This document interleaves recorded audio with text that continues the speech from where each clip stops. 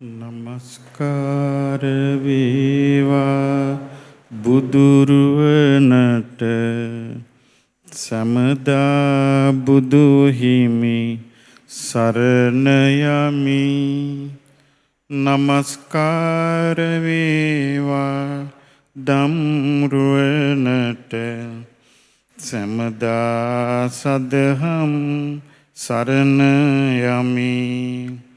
නමස්කාර වේවා සංඝරුවනට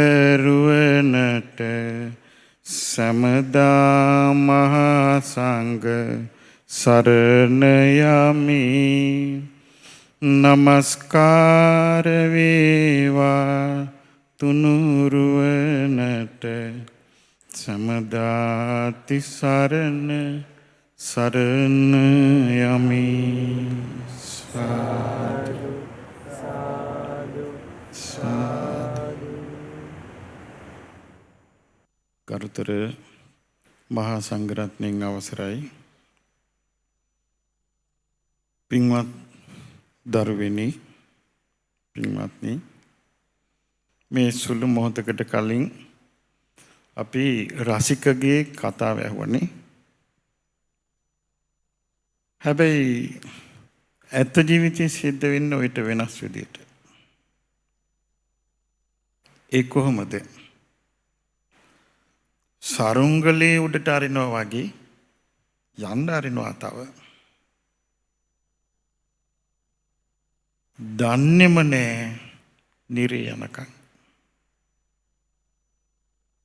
ඔච්චර වේගෙන් ඇත්ත ජීවිතේ සිදුවෙන අවස්ථා බොහොම අඩුයි. බුදුරජාණන් වහන්සේ ඒකට උපමාවක් වදාළේ නහි පාපං කතං කම්මං සජ්ජු කීරංව මුච්චති. ගව දිනක් ළඟට අපි ගිහින් තන බුරුල්ලෙන් අල්ලලා අදිනවා. ඇද්දහම මොකද වෙන්නේ? ඒ තන බුරුල්ලේ තියෙන කිරි සඩ් ගාලා එළියට නිකුත් වෙනවා. ඒ වගේ තමන් කරන පවුල විපාක සැනකින් එන්නේ. නහි පාපං කතං කම්මං සජ්ජු කීරංව මුච්චති. කිරි මේ තන බුරුල්ලෙන් එළියට එනවා වගේ ඉක්මනින් පව විපාක දෙන්නේ. දහන්තං බාල මන්වේති භස්මච්ඡන්නෝ පාවකේ. අලු අස්සේ ගින්දර තියනවා වගේ. ඔක අලු අස්සේ තියනවා වගේ තියෙනවා. වෙලාවට එනවා. දරුවනේ, දැන් මේ අය පාසල් යනවා, ඉගෙන ගන්නවා, මේ සෑම දෙයක්ම කරනවා. ගෙවල් හදනවා, යාන වාහන ගන්නවා, කනවා බොනවා, ඇඳුම් අඳිනවා, විනෝද ගමන් යනවා. මේ සියලු දේ අපි ඒක තේරුම් ගන්න මෙහෙම කියමු. ඒ තමයි භෞතික ලෝකේ. එතකොට භෞතික ලෝකේ තියෙනවා භෞතික සැප. අපි ඒකට කියමු භෞතික ලෝකේ භෞතික සැප. මේ භෞතික ලෝකයේ ඇහැට පේන භෞතික සැප විඳින්න සත්‍ය ආස නැද්ද? ආසයි. ඔහුගේ ලොකුම සිහිනි භෞතික ලෝකයේ තියෙන භෞතික සැප. එතකොට මේ සිහිනේ සැබෑ කරගන්න ඔහු අනේක ප්‍රකාර උපාය යොදනවා. නොයෙක් උපාය යොදනවා. සොරකම් කරනවා, බොරු කියනවා, සතුන් මරනවා, වැරදි කාම සේවනයේ දෙනවා. নানা ප්‍රකාර දේවල් කරනවා, බොනවා. මේ ඔක්කොම කරන්නේ භෞතික ලෝකේ සැප හොයාගෙන නේ. මිනිස්යාගේ ජීවිතේ එහෙම නැත්නම් සත්වයාගේ ජීවිතේ ලෝක දෙකක් තියෙනවා. දැන් ඔය අපි කියාපු ලෝකේ තමයි අපිට පේන්නේ. දැන් ඔබට මේ ස්වාමීන් වහන්සේලාව පේනවා. එතකොට මේ ස්වාමීන් වහන්සේලාගේ භෞතික ශරීරය පේනවනේ. දැන් අපිට මේ දරුවන්ව ඔබව පේනවා. අපිට පේන්නේ ඔබේ ශරීරය. ඔබ අදන් ඉන්නේ ඇඳුම, ඔබ කොණ්ඩේ පීලා තියෙන හැටි මේක පේන්නේ. හැබැයි අපි දෙගොල්ලන්ගෙම තියෙන තව ලෝකයක්. ඒකට කියන්නේ ආධ්‍යාත්ම ලෝකේ. ඒකට මොකද්ද කියන්නේ දරුවනි? ආධ්‍යාත්මික ලෝකේ ඇතුළේ. ඒක සම්බන්ධ හිතත් එක්ක. ආධ්‍යාත්මික ලෝකේ සම්බන්ධ සිතත් එක්කයි. භෞතික ලෝකෙන් අපි කොච්චර ලස්සනට ගොඩ නැගුවත් දැන් අපි කියමු භෞතික ලෝකේ අපි ලස්සන ගයක් හදලා අපි මේ ගේ ලස්සන ආලෝක දැල්වලා ලස්සන කරනවා. එතකොට පිටස්තර කෙනෙක් ඇවිල්ලා කියයි ෂා ඔයාගේ ලෝකයේ දිව්‍ය විමානයක් වගේ කියයි. දැන් ඒකේ ඔබ ජීවත් වෙනවා. හැබැයි ඔබේ අභ්‍යන්තර ලෝකේ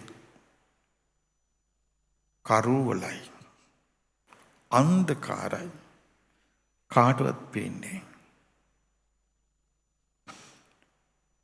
දිවස්ලාභීන්ට විතරක් ඒ අඳුරු ලෝකේ පේනවා. දෙවියන්ටත් පේනවා. හැබැයි මිනිසුන්ට පේන්නේ. ඒ අන්ධකාර ලෝකේ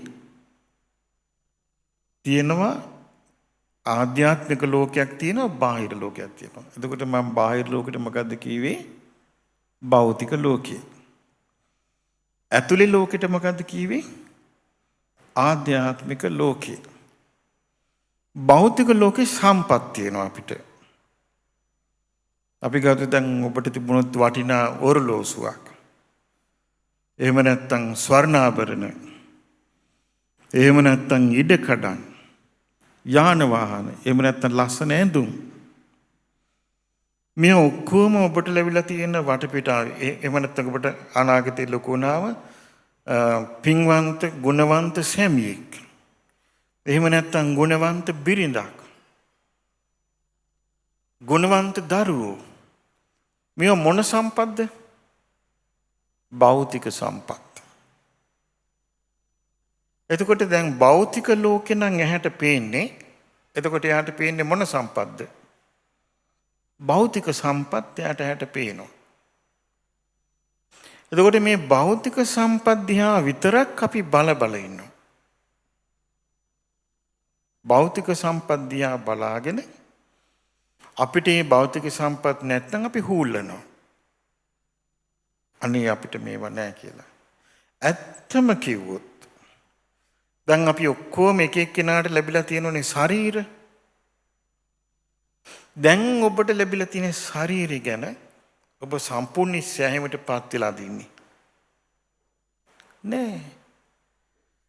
අපි මේ ශරීරය ගැන සෑහීමටපත් වෙලා නම් මේ ලෝකෙට මෝස්තර කියලා එකක් ඕනේ. මේ 17 දඟලන්නේ මෝස්තර වලට මොකද මේ? අපිට ලැබිලා තියෙන ශාරීරියේ තියෙන ස්වභාවය ගැන අපි සෑහීමටපත් වෙන්නේ නැති නිසා. නොඒක ආකාරයෙන් මේ ශාරීරිය සරසන්න හදන්නේ මොකද? සෑහීමටපත් වෙලා නැති නිසා. මේක සෑහීමටපත් කරවලා අවසන් කරන්න බෑ. එතකොට යම් කිසි කෙනෙක් ඉන්නවා එයාට පේන්නේ මේ භෞතික ලස්සන හදන එක විතරයි. එතකොට එයාට තියෙන්නේ එක ඇහැයි. හැබැයි ඒ ඇහත් භෞතික සම්පත් ලබන්න අධර්මයෙන් යොදවනවා. අධර්මයෙන් කරනවා. එතකොට ඇහැ වපරයි. එතකොට එහෙනම් ලෝකෙ වැඩිපුර ඉන්නේ වපරැස් තියෙන එක ඇසේ මිනිස්සුද ඇස් දෙක හොඳට තියෙන මිනිස්සුද ලෝකයේ ඔක්කොම ගොඩාක් අය වපරයි. එක ඇයි. ඒ වගේ තමයි මිනිස්සු මේ හම්බ කරන්න දරන ට්‍රික්ස්. ඒ හැම එකකින්ම මිනිස්සුම පෙළෙනවා. හැබැයි අපිට කොයි වෙලාවෙ හරි අපිට මේ ජීවිතයෙන් සමුගන්න වෙනවා. එතකොට අපි වටා තියෙන අර භෞතික සම්පත් ඒ භෞතික සම්පත් තියෙන්නේ අපේ ශරීරෙත් එක්ක ඔක්කොම සම්බන්ධකම් අම්මා හරි අප්පච්චි හරි අයියා හරි අක්කා හරි දුව පුතා නොයේ නම් ගොත් වලින් අමතන්නේ මේ ඇඟටනේ. එතකොට මේ ඇඟ මරණයටපත් වුණාට පස්සේ මේ ඇඟත් එක්ක තියෙන ඔක්කොම සම්බන්ධකම් අයිතිවාසිකම් ඔක්කොම නැතු වෙනවා. ඒ සියල්ල නැතු වෙනවා. හැබැයි මරණයටපත් වෙච්ච කෙනා යන්නේ මේ කය දාලා අර අභ්‍යන්තර ලෝකේ අරගෙන ආධ්‍යාත්මික ලෝකේ තමයි අරගෙන යන්නේ. එතකොට යාගේ ආධ්‍යාත්මික ලෝකයේ අන්ධකාර නම් ඉස්න තුච්ච නම් නීච නම් එයා ශ්‍රේෂ්ඨ උපතක් කරා යයිද? නෑ. මේ ආත්මේ ඕන තරම් රඟපාන්න පුළුවන්. මම අසවලා මම අරමයි මම මේමයි මට අරක පෙනේ මේක පෙනේ කියලා ඕන තරම් රඟපාන්න පුළුවන්. හැබැයි අසන්නෝ නැත්තම් ඒ රංගනේ දකින්නෝ වසඟ කරගන්න පුළුවන්. හැබැයි තමන්ගේ ආධ්‍යාත්මේ තමන්ගේ ඇතුළාන්ත ලෝකයේ අඳුරු නම් යන්න තියෙන්නේ අන්ධකාරෙත් එක්කයි. මේ අන්ධකාරේ අභ්‍යන්තර ලෝකේ එළිය කරගන්න එක බාහිර කෙනෙකුට කරන්න බෑ. ඒ කියන්නේ ඔබට බෑ මට ආලෝකය සපයන්න. ඒක මා කරගන්න ඕනේ. මට බෑ මේ ස්වාමීන් වහන්සේලාට ආලෝකය සපයන්න. ඒක උන්වහන්සේලා කරගන්න ඕනේ. අපට බෑ ඔබට ආලෝකය සපයන්න. ඒක තමන් කරගන්න ඕනේ. ඒක මේ වගේ එකක්. දැන් අපි කියමු දුර්භික්ෂයක් ඇවිල්ලා. හැබැයි කුඹුරු වගා කරන්න ඉඩම තියෙනවා. වතුරක් තියෙනවා. රැස්වීමක් තියලා ඔබ ඔක්කොටම අපි දෙනවා බිත්තර වී කියන්නේ වගා කරන වී කිලෝ 1 ගානේ. කිලෝ 1 ගානේ දෙනවා. ඔක්කොටම දෙනවා ගිහිල්ලා වගා කරගන්න. දැන් ඔක්කොම ගන්නවා කිලෝ 1 ගානේ. අරගෙන යන ගමන් එක්කෙනෙක් කියනවා අනේ මේ කිලෝ 1 මොනවා කරන්නද? යන ගමන් පරිවියන් තියාගෙන යනවා කාපන් කියලා. තව කෙනෙක් කල්පනා කරනවා මේ ලොකු ස්වාමීන් වහන්සේ දීපු වී නිසා එකපාරට නාස්ති කරන්න හොඳ නැහැ. මම මේකෙන් කිරිබතක් හදනවා. එයා ගිහිල්ලා වී ටික කොටලා හාල් අරගෙන කිරිබතක් හදලා කනවා. තව කෙනෙක් කල්පනා කරනවා මේ ලොකු ස්වාමීන් වහන්සේ දීපු වී නොවේ. මම මේක බෙදනවා යාළුවන්ට. කියලා අනිත් එක්කෙනා පොඩ බෙදගෙන වී ටික තියාගන්න කියලා. තව කෙනෙක් යන ගමන් හිතනවා මේක පන්ට හොඳ තෑග්ගක් මම මේක කබඩ් එකේ දානවා. තව කෙනෙක් මේ වී ටික අරගෙන ගිහලා කල්පනා කරනවා මේක වගා කරන්න කිව්වා පස්සේ බැරිය පැත්තකින් තියෙනවා. තව කෙනෙක් වී ටික අරන් ගිහලා ලොකු සොන්නාන්සේ අහුවොත් වගා කළාද කියලා කියන්න ඉපෑ නෝයි. ඒ නිසා කෝකටත් ඉහළ දානවා. කියලා එයා ඉහළ දානවා. හැබැයි බලන්නේ නැහැ ඉතියා. තව කෙනෙක් කල්පනා කරනවා මට වී කිලෝ 1යි හම්බ වුණේ. පොඩ්ඩ බව හැබෑව. නමුත් මම මේක මහන්සියෙන් වගා කරගන්න.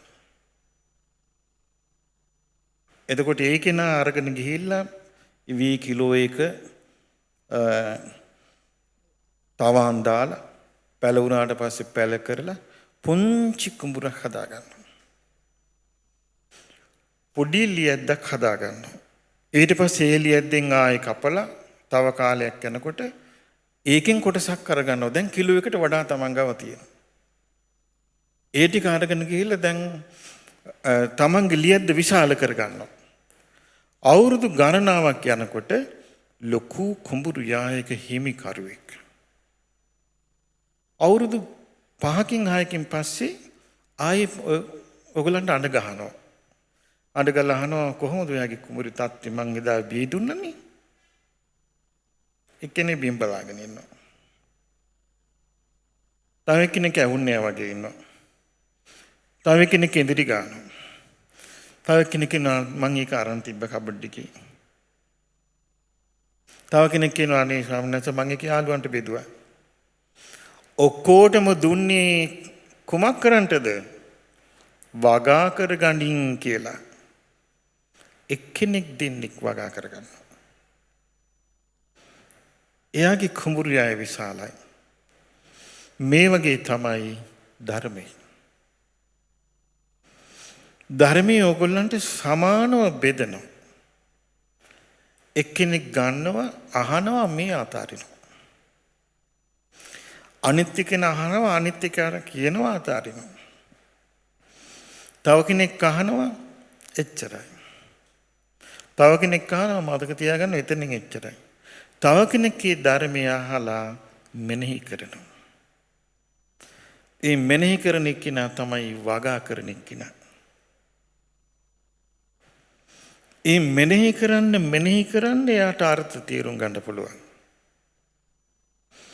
අර්ථ තේරුම් ගන්න එයාගේ හිත පහදිනවා. හිත පහදින්න පින් කරනවා. අන්න එයාට විතරක් ආස්වැන්න ලැබෙනවා. අනිත් කාටවත්ම නැහැ. එතකොට දැන් මං කීවා වී කිලෝ එක ගන්න දෙනවා. වගා කර ගන්න. එතකොට වගා කිරීම හෝ වී ටික වීසි කිරීම හෝ කවුරුන් සතුයිද? තමා සතුයි. ඒ නිසා බුදුරජාණන් වහන්සේ එක්තරා තැනක වදාලා මහණෙනි කෙනෙක් පැවිදි වෙනවා. පැවිදි වෙලා බුදුරජාණන් වහන්සේ ඇවිදින ආකාරය බලාගෙන ඇවිදින්න පුරුදු වෙනවා. බුදුරජාණන් වහන්සේ අතපය හසුරවන ආකාරය බලාගෙන එයත් අතපය හසුරවන්න පුරුදු වෙනවා. බුදුරජාණන් වහන්සේගේ ශූරු පොටින් අල්ලගෙන ඒ විදියට යනවා. හැබැයි නෝනින් ධර්මය විමසන්නේ. එයා තමන්ගේ අකුසල් දුරු කරන්න වීරිය ගන්නෑ. කුසල් උපදව ගන්න වීරිය ගන්නෑ. එයා හිතන් ඉන්නවා මම භාග්‍යතුන් වහන්සේගේ ශූරු පොට අල්ලගෙන ඉන්නේ. මම භාග්‍යතුන් වහන්සේගේ පියවර පස්සේ යන්නේ. නැහැ මහණෙනි.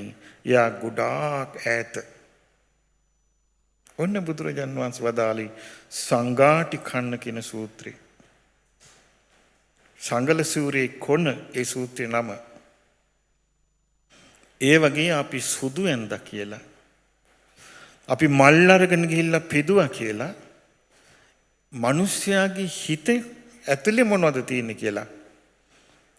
හිස බෑවා කියලා. පැවිදි වුණා කියලා.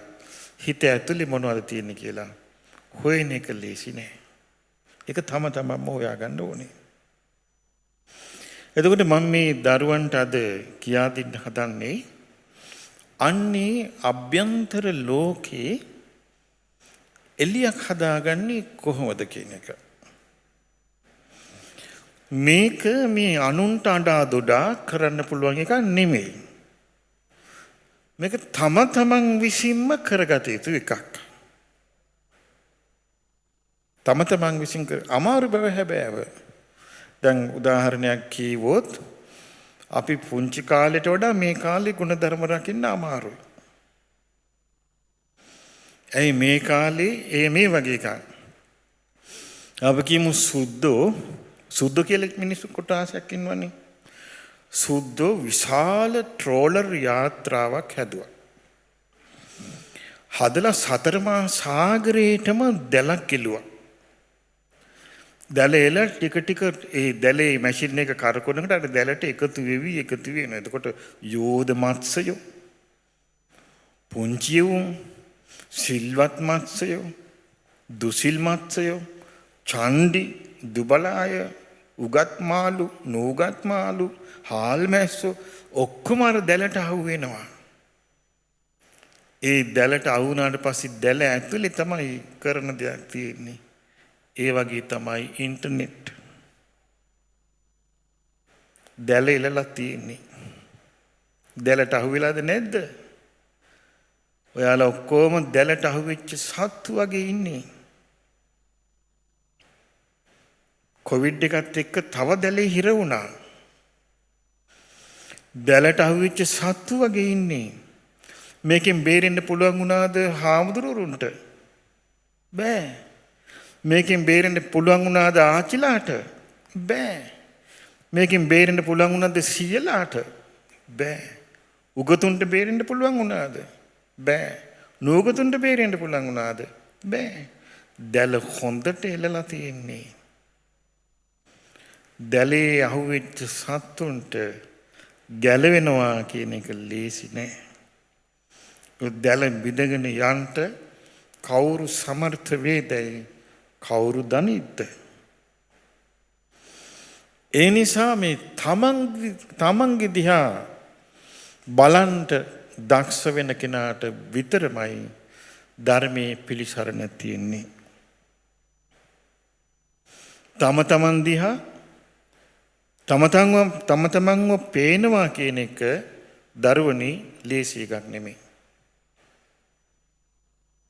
තමන් දිහා බලන්ට දක්ෂ වෙනවා කියන එක ලේසි එකක් නෙමෙයි.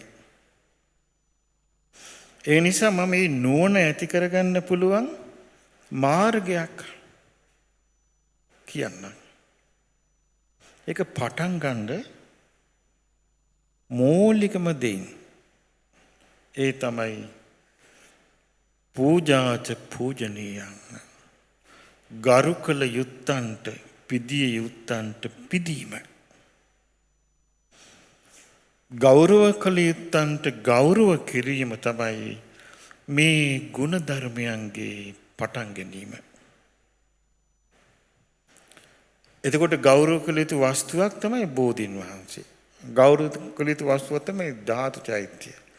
ගෞරව කළ යුතු වස්තුන් තමයි වැඩිහිටි ගුරුවර, සිල්වතුන්, ගුණවතුන් ගෞරව කළ යුතු දේ. එතකොට ගෞරව කළ යුතු දෙයක් තමයි උතුම් අවවාදය. බුදුරජාණන් වහන්සේ ඒ කාලේ දේශනා කළ ධර්මයේ පිහිටන එක්කෙනාගේ ලක්ෂණ. ඒ කියන්නේ දහම් කරුණක්. දැන් මං කිව්වේ අර මං වී දෙනවා කියලා. එතකොට වී දුන්නාම 100කට ඒ 100ට මේ ලැබිච්ච දේ ගැන ගෞරවයක් නැහැ. එක එකව කළා. කොටසක් වී ටික අරන් පරවියන්ට දැම්මා. කොටසක් ඒක යාළුවන්ට බෙදුවා. කොටසක් ඒක කබඩ් එකේ දැම්මා. කොටසක් එකෙන් කිරිබතක් හැදුවා. කොටසක් නැවත මතක් කළා නෑ මේක දුන්නේ වගා කරගන්නටමයි. මේක දුන්නේ වගා කරගන්නටමයි. මං ඒ වචනේ කරනවා.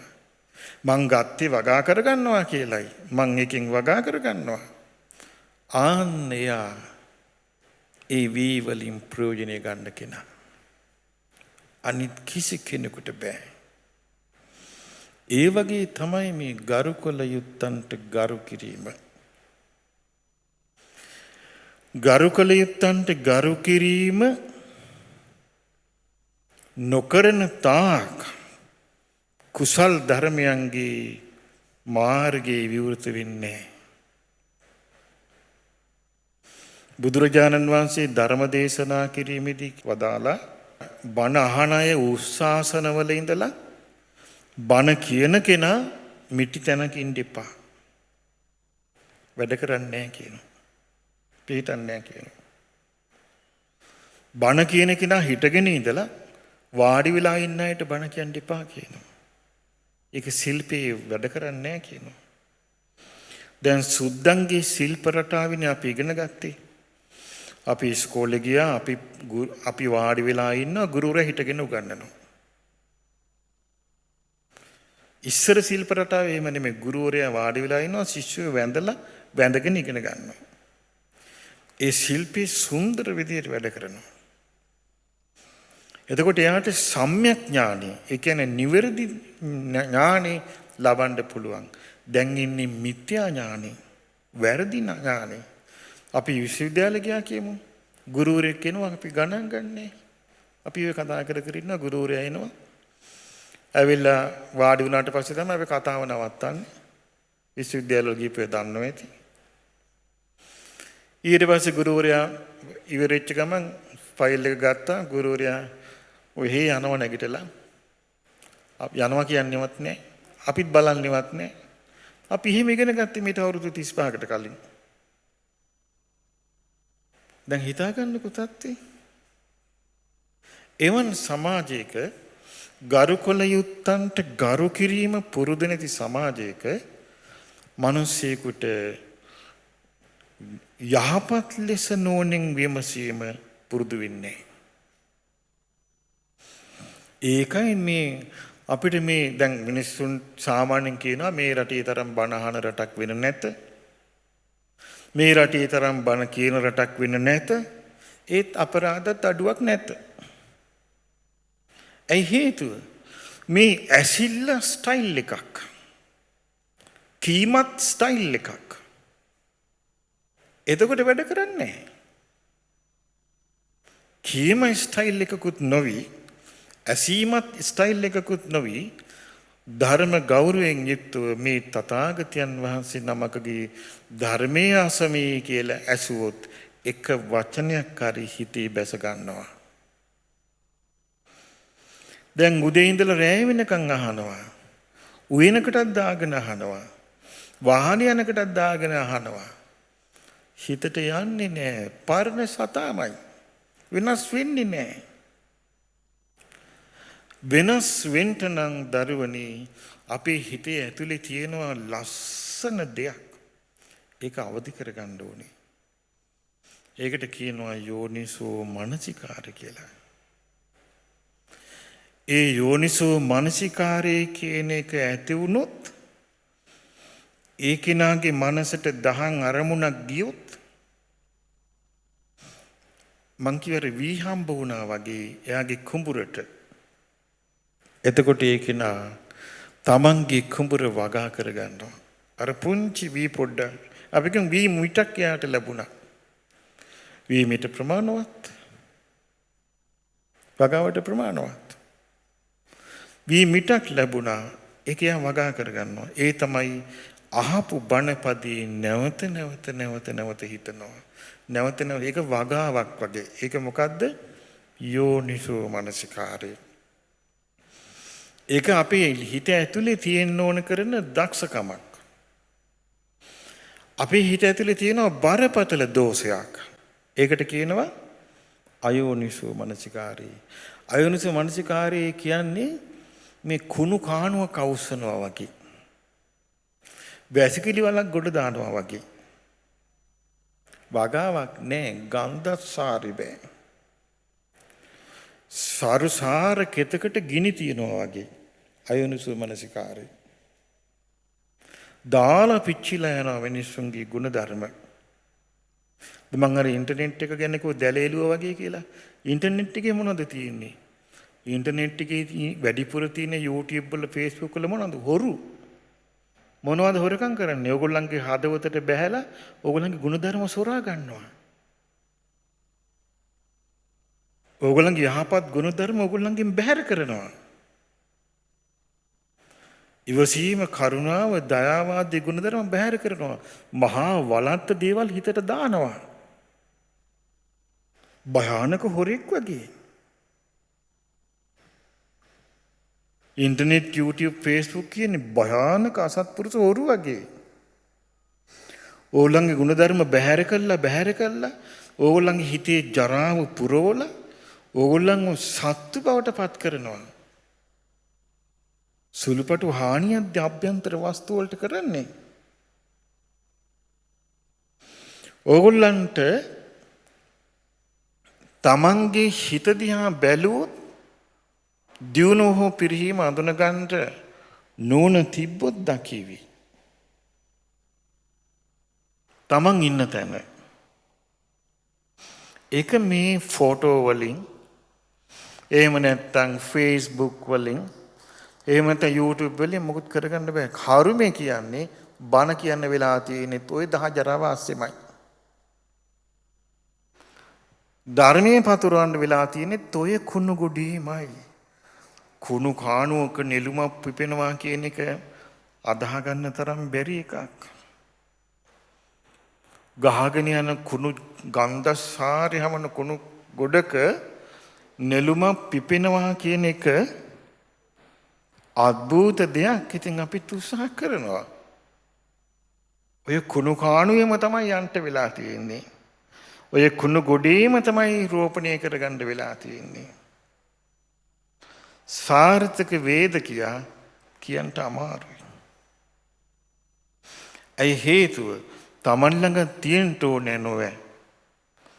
ඒට උවමනා කරන කල්පනාව. ඒ දරුවනි මේ මම කියවනේද වැඩිහිටියන්ට ගරු කිරීමෙන් පටන් ගන්න කියලා. වැඩිහිටියන්ට ගුණවතුන්ට ගරු කිරීමෙන් පටන් ගන්න කියලා. ඒ ගරු කිරීමෙන්මයි පටන් ගන්න තියෙන්නේ. අපගේ මේ තරුණ ජෝඩුවක් ඉන්නවා කියලා. තරුණ දුවෙකුයි පුතුකුයි ඉන්නවා. ඒ අය විවාහ වෙනකන් එකිනෙකාට ගරු කරනවා නම් එකිනෙකාගේ බඹසරට හානියක් කරන්නේ නැත්නම් බැන්දට පස්සේ විවාහය සාර්ථකයි. ඒ හේතුව පටන් අරන් තින්නේ ගරු කිරීමෙන්. නැත්නම් යාළු වෙලා ටික කාලෙකින් රූම් අරගෙන යනවා නම් ඒ නින්දා කිරීම, ඒ අපචාරය, ඒ කෙලුට, ඒ අපවිත්‍ර බව සාපයක් වෙලා පස්සෙන් එනවා. අද කෙල්ලන්ට කොල්ලන්ට වෙනවා මේක. සාපේ වැදිලා තියෙන්නේ. ඇයි හේතුව?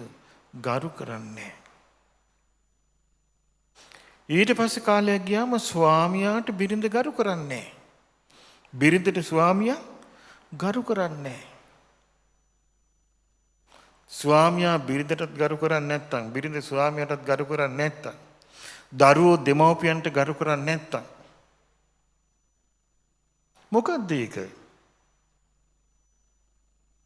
එක දවසක් පුතේ අම්මා කෙනෙකුයි පුතෙකුයි ආවා. පුතා කියන්නේ මහා උගතෙක්. හොඳ ජොබ් එකක් කරන පුතෙක්. අම්මා ඇවිල්ලා ඒ පුතා ඉස්සරහා පුතාගේ ගුණ කියාපි. පුතාගේ ගුණ කියනවා අනේ මට කියනවා අනේ ස්වාමීන් වහන්සේ මේ මගේ පුතා බෝධිසත්වයෙක්. මේ මගේ පුතා මාව දඹදිව පිටත් කළා. මේ මගේ පුතා තමයි මාව හැමදාම සිල් ගන්න වාහනෙන් ඇරලවන්නේ. ඉතින් පුතා මේ බිම් බලාගෙන හැඩට ඉන්න මම බැලුවා නිදකින් මේ කොල්ලා. මේක කියන්න ඉපේ අනේ ස්වාමින් වහන්සේ අම්මා මාව බිහි කරපු නිසා දසමසක් කුසේ තියාගෙන අම්මා මාව බිහි කරපු නිසා මගේ අම්මාට පින් සිද්ධ වෙන්න. මම මාව අතපය නොකඩා හදාපු නිසා අද මං ඉගෙනගෙන මම මෙහෙම කරන්නේ මේ ඔක්කොම පින් මගේ අම්මාටයි කියලා කියන්න ඉපේ ඒ කොල්ලා. මං ඉතින් හරිය කේන්තියෙන් බිම් බලන් හිටියා. අනේ මේ සලකන්නේ නේ කියලා. මට හරි දුකයි අර අම්මා ගැන. අම්මෙක් මොකටද ඔච්චර ළමයින්ට කියන්නේ? ළමයි එපෑ කියන්නේ අම්මා ගැන. ළමයි එපෑ කියන්නේ තාත්තා ගැන. එතකොට බලන්න මේක ඔක්කොම මේ කන පිට හැරිලානේ. ඒ දෙමව්පියන්ගෙන් සම්මාන බලාපොරොත්තු වෙනවා ළමයි දූපුතුන්. අනිත් පැත්ත හැරිලා නැද්ද එතකොට වැඩසටහන? අනිත් පැත්ත හැරිලා කන පිට පෙරලිලා. එතන ඉඳලා ಗುಣ පිහිටන්නේ. ඊට පස්සේ තියෙන්නේ ප්‍රශ්නයක් වෙච්ච ගමන් කියනවා අම්මට මමයි කරේ. අම්මට මමයි කන්න දෙන්නේ කෙනෙක් අහගෙන ඉන්න. ඔබ කියන ළමයි නැද්ද? මං හදාපු ගෙදර අම්මා ඉන්නේ කට වහගෙන ඉන්න. මං හදාපු ගෙදර තාත්තා ඉන්නේ සද්ද නැතුව ඉන්න. අද කොච්චරනම් ඔහොම කතා කරනවද දෙමව්පියන්ට? ඒ නිසා මේ පාරම්බාන දේවල් තුච්චයි. ඒ මොකද්ද හේතුව? පිදිය යුතු වස්තුව පේන්නේ. ගරු කළ යුතු වස්තුව පේන්නේ. දැනගත යුතු උතුම් දේ පේන්නේ. ඔය ගතිගුණ තිබ්බේ දේවදත්තට. දේවදත්ත නිතර කිව්වා භාග්‍යතුන් වහන්සේ මට කරපු කෙන්ගෙඩියක් නැහැ. මමයි ඔක්කොම කරගත්තේ කිව්වා. දේවදත්තට ඒක තිබ්බේ අසත්පුරුෂ ලක්ෂණයයි. එතකොට පින්වත් දරුවනි, ඔයාලට ඕනේ නම් අභ්‍යන්තර සම්පත් ගොඩනගා ගන්න ඉස්සෙල්ලා ලස්සනට භූමිය හදා ගන්න ඕනේ. ඒ භූමිය තමයි ගරු කළ යුත්තන්ට ගරු කිරීම, පිදිය යුත්තන්ට පිදීම, සැලකිය යුත්තන්ට සැලකීම. සමාජ මාධ්‍ය ඔස්සේ නැත්නම් මාධ්‍ය ජාලාවල හැමතිස්සෙම තියෙන්නේ ගරු කළ යුත්තන්ට ගරු කිරීමක්ද නින්දා අපහාසද? තියෙන්නේ මොකද්ද? නින්දා අපහාස. දැන් අපි කියමු මම තවත් කෙනෙක් අමනාපයි කියලා. එතකොට මට තියෙන්නේ කට්ටියක් සෙට් කරගෙන අර අමනාප වෙච්ච එක්කිනව සමාජයේ නින්දා ලබන හැටියට කියන්ටයි. එතකොට ඒක පිළි අරගෙන කොටසක් නින්දා කරගෙන යනවා. දැන් තියෙන නින්දා රැලි, අපහාස රැලි. හොඳක් පේන්නේ. එතකොට මිනිස්යන්ට හොඳක් පේන්නේ නැත්තම්, යහපතක් පේන්නේ නැත්තම්, පේන්නේ නැත්තේ මොකද්ද? විමසා බැලීම පේන්නේ. නුවණින් විමසා බැලීම නැහැ. මේ නිසා දරුවනේ නුවණින් විමසා බලන කෙනා පිදියුත්තා පුදනවා, ගරු කළ යුත්තා ගරු කරනවා. හැබැයි ඒකත් නුවණින් තමයි කරන්න තියෙන්නේ. දැන් නිකන් හිතන්ට බුද්ධ කාලේ රජගහනුවර හිටිය මිනිසුන්ට වෙච්ච විපත්තිය. රජගහනුවර වෙළඳ පිරිසක් ඇවිල්ලා ඒ වෙළඳ පිරිස රජගහනුවර මිනිසුන්ට දුන්නා රත්තරන් පාට වස්ත්‍රයක්. දීලා කිව්වා ඔහෙලා මේ කටින පින්කමට සිවුරක් මහන්න මේ වස්ත්‍රය ගන්න කිව්වා. එතකොට මිනිස්සු අරගෙන ලස්සන සිවුරක් මෙහෙව්වා. රජගහනුවර මිනිස්සු බුද්ධ කාලේ. එතකොට ওই රජගහනුවර හිටිය දේවදත්ත ගෙවල් ගාන ගිහිල්ලා මිනිස් හිත එක ඇති කරගෙන හිටියා පවුලේ හිතවත්කමක්. ධර්මයත් එක්ක නෙමෙයි. දැන් ලංකාවේ ගොඩක් මිනිස්සුන්ට ආස ඒ සිස්ටම් එක, දේවදත්ත සිස්ටම් එක. මොකද්ද? ටෙලිෆෝන් කරලා නිතර කතා කරන්න. නිකන් ගෙදරට වැඩම කරලා තේ එකක් වළඳලා නිකන් ඇයි හොඳයි. සුවද බවක්. ඊළඟට අසනීප වෙලා කියලා ආරංචි වෙච්ච එක මං ඉක්මනට ඇවිල්ලා පිරිත් පොඩ්ඩක් කියන්න. ඉතින් ওই ටික දේවදත්ත ලස්සන්ට කළා. දේවදත්තට හිතවත් වෙලා හිටියා පවුල් 500ක්. රජගහනුවර. සාරිපුත්ත මොග්ගල්ලාන මහරහතන් වහන්සේලා චාරිකාවේ වඩිද්දී රජගහනුවරට වඩිනවා. වැඩිලා ගෙපිලිවලින් චාරිකා වඩිනවා. අනේ සංගරුවන් වහන්සේලා සඳ මඩල වගේ කිසිවකට නොඇලී. සඳ මඩල දැකලා තියෙනවද? අද දකින්න සඳ හෙට වෙනස්. හෙට අලුත් සඳක්. හෙට දකින්න සඳ අනිද්දා වෙනස්. අනිද්දා අලුත් සඳක්. පොයේ දවසේ දකින්න සඳ පහුවෙදා නැහැ. පොයට ඉස්සෙල්ලා දැකපු සඳ පොයේ දවසේ නැහැ. හැමදෑම අලුත් සිතින් නන්නා දුනන ලෝකයකට වෙනවා වගේ සාරිපුත්ත මොග්ගල්ලාන මහරහතන් වහන්සේලා පිඬුසිඟා වැඩි. විල අතහැර ගියපු හංසය වගේ උන්වහන්සේලා වැඩි. අනේ මිනිස්සු හිටියනේ හඳුන ගන්න පෙරුල්. සිවුර මසා මිනිස්සු කතා වුණා අපි මේ සිවුර සාරිපුත්ත මොග්ගල්ලාන මහරහතන් වහන්සේලා වැඩලා ඉන්නවා උන්වහන්සේලාට පූජා කරමු. අපි සාරිපුත්යන් වහන්සේට පූජා කරමු. අනේ උන්වහන්සේගේ ප්‍රඥාව දහම දුටු අය. ධර්මයේ තුලින් සංඝයා අඳුනගත්තු අය. ධර්මයේ තුලින් සංඝයා අඳුනගත්තු අයට ඔය ෆ්‍රෙන්ඩ්ෂිප් නැහැ. ඔය මිතුරුකම් නැහැ. ධර්මයේ තුලින් සංඝයා අඳුනගත්ත අයට තියෙන්නේ උපාසක උපාසිකාවෝ සහ භික්ෂුන් වහන්සේලා. ධර්මයත් එක්ක තියෙන්නේ. ඉතින් කිව්වා අනේ අපේ සාරිපුත්යන් වහන්සේ ප්‍රඥාවෙන් අග්‍රේසර සාරිපුත්යන් වහන්සේ මල් වැස්සක් වහිනවා වගේ රජගහ නුවරට වැඩියාම අනේ උන්වහන්සේට අපි පූජා කරමු. මිනිස් කොටසක් වෝ එහෙම කොහොමයි? අපේ හැම දුක සැපම බලන්නේ අපේ දේවදත්තයන් වහන්සේ නොවේ. ඒ නිසා දේවදත්තට අපි මේ පුදාන්න ඕනේ. එතකොට ඒ මිනිස්සු කිව්වදන් වුණ පිරිස දෙකට බෙදුණා. එතකොට මිනිස්සු කෝ හරි එහෙනම් චන්දීය විසමත් තේමු. දේවදත්ත පාක්ෂිකව දින්න. රජගහ නුවර බුදුරජාණන් වහන්සේ වැඩ හිටපු රජගහ නුවරටත් තුනේ එසේනම් මේ ලංකාද්වීපය ගැන කවර කතාවද? ඊට පස්සේ දේවදත්තට සිවුර දුන්නා. දේවදත්ත හැඩට සිවුර පොරවගෙන දිලිහි රජගහ නුවර පුරා හක්මන් කොළා. පිදී උත්තම් පුදන්ට දැනගන්න නම් බුදුරජාණන් වහන්සේගේ ධර්මය අහන්තම වුණේ. පිදී උත්තම් පුදන්න හඳුනා ගන්න නම් ශාස්ත්‍රුන් වහන්සේගේ වචනය සිතට යන්නම ඕනේ. නැත්තම් ඕන කෙනෙකුට පුළුවන් වෙස් වලාගෙන රවුමක් යන්න. දැන් කාලේ වැඩි දුර යන්න ඕනේ නැහැ. ඉන්ටර්නෙට් එකේම රවුම යන්න පුළුවන්. YouTube එකේම චාරිකාව යන්න පුළුවන් වෙස් වලාගෙන. ඕන තරම් ඉන්නවා ෆෑන්ස්ලා.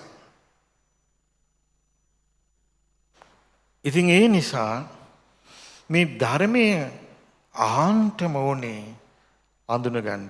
හැබැයි පින්වත්නි මෙහෙම එකක් තියෙනවා දරුවනි. හැබැයි ලෙසම බුදුරජාණන් වහන්සේ අපි දකින්නේ සෝවාන් වෙච්ච දවසට. හැබැයි ලෙසම ධර්මයේ දකින්නේ සෝවාන් වෙච්ච දවසට. හැබැයි ලෙසම ධර්මයේ දකින්නේ සංඝයාව අඳුනගන්නේ සෝවාන් වෙච්ච දවසට. සෝවාන් වීම කියන්නේ මොකද්ද? චතුරාර්ය සත්‍ය පිළිබඳව සත්‍ය ඥානයට පැමිණීම. ඒකයි සෝතාපට්ටි අංග හැටියට කියන්නේ බුදුරජාණන් වහන්සේ කෙරෙහි හිත පහදගෙන ඉන්නවා. ධර්මයේ කෙරෙහි හිත පහදගෙන ඉන්නවා. ශ්‍රාවක සංඝයා කෙරෙහි හිත පහදගෙන ඉන්නවා කියලා. ඒ ඇතුලේ වගාව, ඒ ඇතුලේ අස්වැන්නේ. ඒ අස්වැන්නේ. එතකන් අපි අර ගරු කළ යුත්තන්ට ගරු කිරීම, වැඩිහිටියන්ට ගරු කිරීම, පිළිදි යුත්තන් පිළීම. දැන් අර මේ අපි බැලුවනේ පොඩි නාටකයක් රසිකගේ කතාව. ඒ රසික කොල්ලා පිළි යුත්තන් අඳුනගත්තද? ගරු කළ යුත්තන් අඳුනගත්තද? අඳුනගත්තේ නෑ නේද? ඉතින් ওই කතාව මෙතනට ඇදලා ගන්නට හේතුව මොකද? ඒතර ඕකද අපේ රටේ යථාර්ථය? ඕකද සිංහල බෞද්ධයාගේ යථාර්ථය? මං හිතන්නේ ඕක වෙන්න ඇති. දැනෙන දෙයක් නෙවෙයි ඔය කීවේ. එතකොට දැන් හිතන්න ඉබඳු ලෝකයක් ඕන දහජරා ගොඩක ගසාගෙන යන්න පුළුවන්. ඕන දේශපාලන මල ඉලව්වක ගසාගෙන යන්න පුළුවන්. නෝනින් විමසනකම් එයා ස්වාධීනව කල්පනා කරන කෙනෙක් වෙන්නේ. ස්වාධීනව කල්පනා කරනවා කියලා කියන්නේ Tamanට හිතුමනාපෙ නෙමෙයි. Taman ළඟ තියෙන්න ඕනේ ඒකට අභ්‍යන්තර සම්පතක්. මා කියවනේ බුදුරජාන් වහන්සේගේ ධර්මයේ සම්බන්ධයෙන්. ලොකුම ආධ්‍යාත්මික සම්පත්තිය මොකද්ද? දන්න කෙනෙක් කියන්න බලන්න ලොකුම ආධ්‍යාත්මික සම්පත්තිය සද්ධාව. ඇයි යහුවනේ කිංසූද විත්තම් පුරිසස්ස සෙට්ටං. මේ මිනිස්යාගේ ශ්‍රේෂ්ඨ වස්තුව මොකද්ද? සද්දීද විත්තම් පුරිසස්ස සෙට්ටං.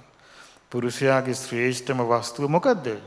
බුදුරජාණන් වහන්සේ කෙරෙහි ඇතිවෙන හිතේ පැහැදීම. ධර්මය ගැන හිතේ ඇතිවෙන පැහැදීම. ශ්‍රාවක සංඝයා ගැන හිතේ ඇති පැහැදීම. හැබැයි පැහැදීම කරුණු සහිතව විමසලා නෝනින් ගන්න පුළුවන් නම් මං කියනවා යෝනිසෝ මනසිකාරය කියලා. යෝනිසෝ මනසිකාරයට මං උපමාවක් කිව්වා. මොකක් වගේද? පුංචි දෙයක් අරගෙන ගොඩක් වගා කර ගන්නවා වගේ කියලා. අයෝනිසෝ මනසිකාරයට මං උපමාවක් කිව්වා. මොකද්ද? වැසිකිලි වලක් ගොඩ දැම්මා වගේ. ලැබු ගින්නක් හටගත්තා වගේ. හොරු පෙන්නා වගේ.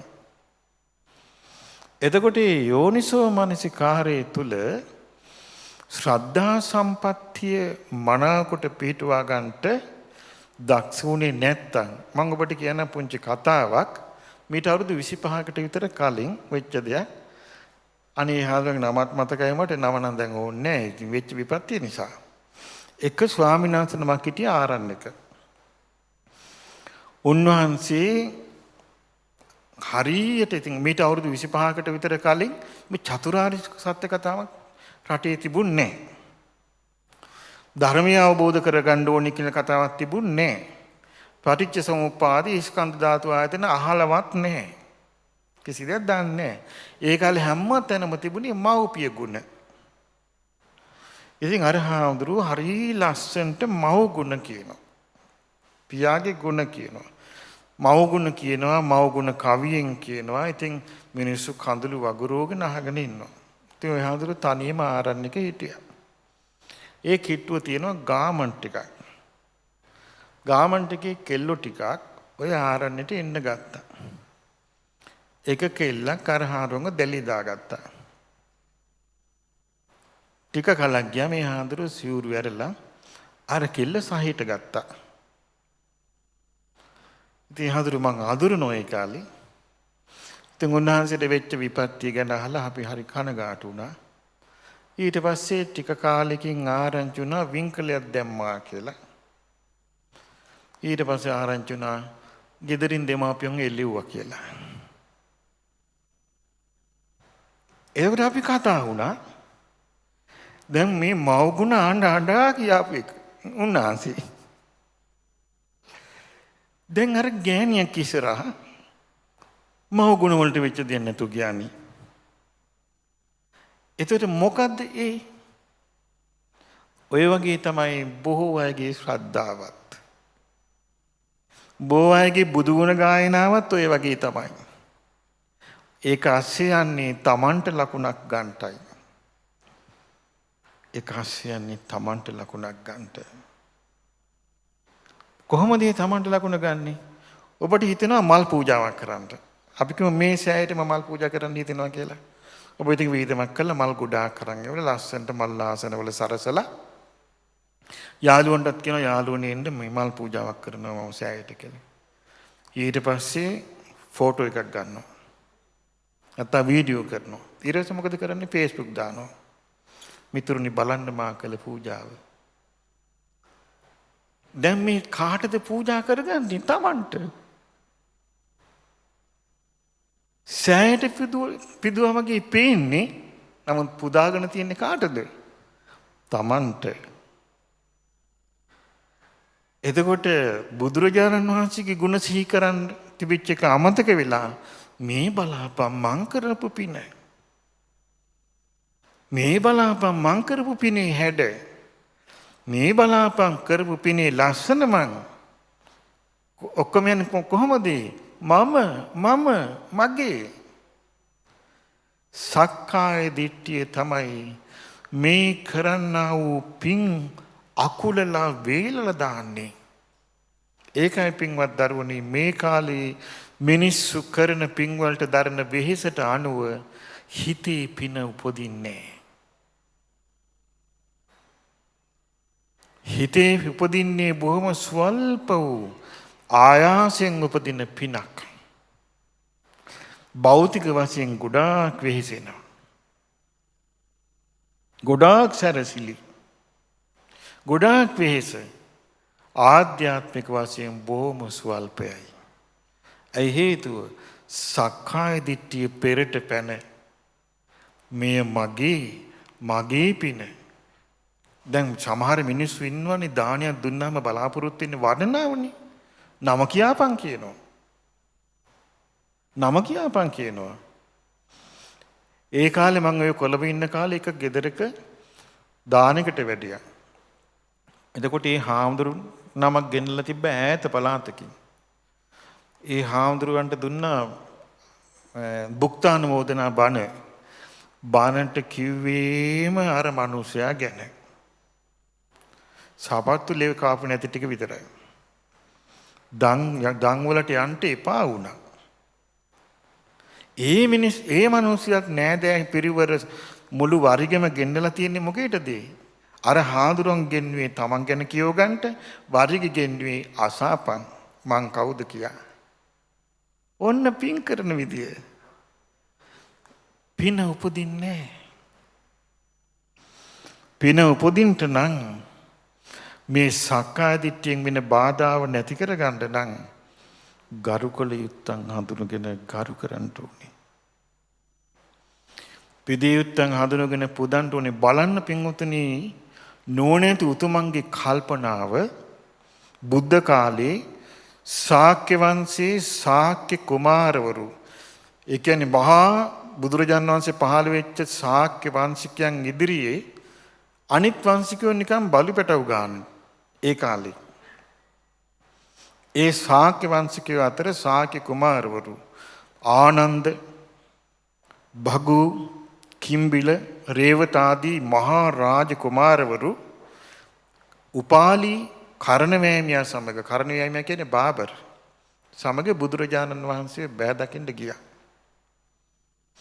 ගිහින් කිව්වා ස්වාමිනී භාග්‍යවතුන් වහන්සේ, අනේ අපි පැවිදි වෙන්න ආවේ. අනේ ස්වාමිනී, අපේ හිතේ හරි කුල මාන්නේ තියෙනවා. මේ මාන්නේ නසා ගන්නට අපට ඕනේ. ඒ නිසා මේ අපේ කෙස් අන්දම් බාපු, ඒ කියන්නේ කෙස් සරසපු, අපි රැවුල කපාපු මේ කරණවැමි උපාලි මෙයාව පළමුව පැවිදි කරන්න. මහා පරතරයක් නෑ එතකොට වැඩිමල් කමට. මෙයාව පළමුව පැවිදි කරන්න. ඊට පස්සේ අපි පැවිදි වුණාට පස්සේ මේ උපාලි ඒ පැවිද්දන් වහන්සේව දැක හුනස්ෙන් නැගිටීම, වන්දනා කිරීම, ගරු කිරීම අපි කරන්නම් කිව්වා. පටන් ගත්තේ පිදිය උත්තම් පිදීම හඳුනාගෙනයි.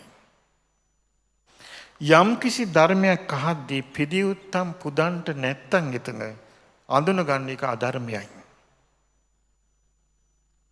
මොන තුන් තේරිවිලි කියලා පද කඩ කඩා තේරුවත් මට තමයි හරි වර්ථය අවබෝධ වුණේ, මට තමයි හරි තේරුම අවබෝධ වුණේ, මට තමයි හරි විග්‍රහය අවබෝධ වුණේ කිය එක කොයි අවුරින් පද කඩ කඩා කීවත් ආර්ථය හැටියට එනවා නම් ගරු කළ යුත්තාට ගරු නොකිරීම අත්හරින්න. ඒක ධර්මයෙන් නෙවෙයි.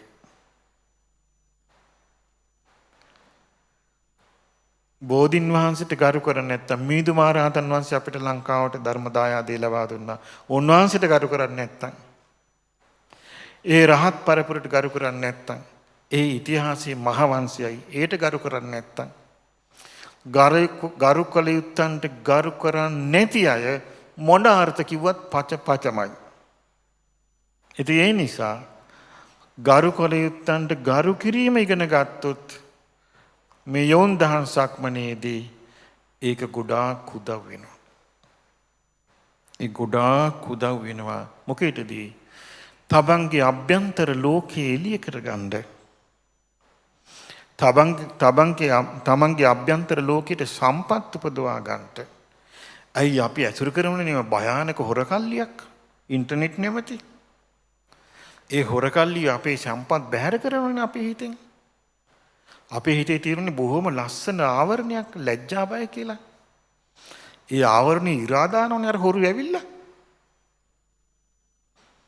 ඒ නිසා ඒ වගේ නැතුව සම්පත් රැකගෙන අභ්‍යන්තර සම්පත් දියුණු කරගෙන බාහිර සම්පත් කෙසේ වෙතත් අභ්‍යන්තර සම්පත් කොච්චර ලස්සනද කියන්නේ මම මේක අවසන් කරන්නම් භාග්‍යවතුන් වහන්සේගේ කියමනකින්. අපගේ ශාස්ත්‍රඥ වහන්සේ වදාලා මහණෙනි මිනිසෙකුට තියෙනවා නම් නුවණින් කල්පනා කිරීම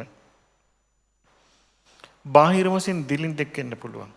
හැබැයි ඔහු දිලිඳු නෑ. මහණෙනි යම් කෙනෙකුට බාහිර සැප සම්පත් ගොඩ තියෙනවා. හැබැයි මෝඩයි. සත්‍යාර්ථයෙන්ම ඔහු දිලිඳුයි. මහණෙනි කෙනෙක් ඉන්නවා යාට නෑදෑයෝ නැති යනවා, වස්තු නැති යනවා. හැබැයි ඔහුගේ නුවණින් මෙනෙහි කිරීම දිගටම තියෙනවා. මහණෙනි ඔහුට කිසි හානියක් නැහැ. එතකොට බලන්නකෝ අපට සියලු සම්පත් ලබා දෙන මහා අදිසි වටිනා වස්තුව මොකද්ද? නුවණින් මෙනෙහි කිරීම. ඉතින් ඒ නිසා නුවණින් මෙනෙහි කොට ගරුකල යුත්තන්ට ගරුකොට සැලකිය යුත්තන්ට සලකා උවටන් කල යුත්තන්ට උවටන් කොට යහපත සැලසිය යුත්තන්ට යහපත සලසා ශ්‍රද්ධාව නැමැති සම්පත්තියෙන් යුක්තව ලැජ්ජා බය නැමැති ආවරණ ඇති අලංකාර ආධ්‍යාත්මයක් ගොඩනගා ගන්නට හැමෝටම වාසනාව ලැබේවා. සාදු සාදු සාදු. මෙවැනි වටිනා ධර්මදේශනා නැරඹීමට ශ්‍රද්ධා YouTube චැනලය සබ්ස්ක්‍රයිබ් කර සීනුව ලකුණ ඔබන්න.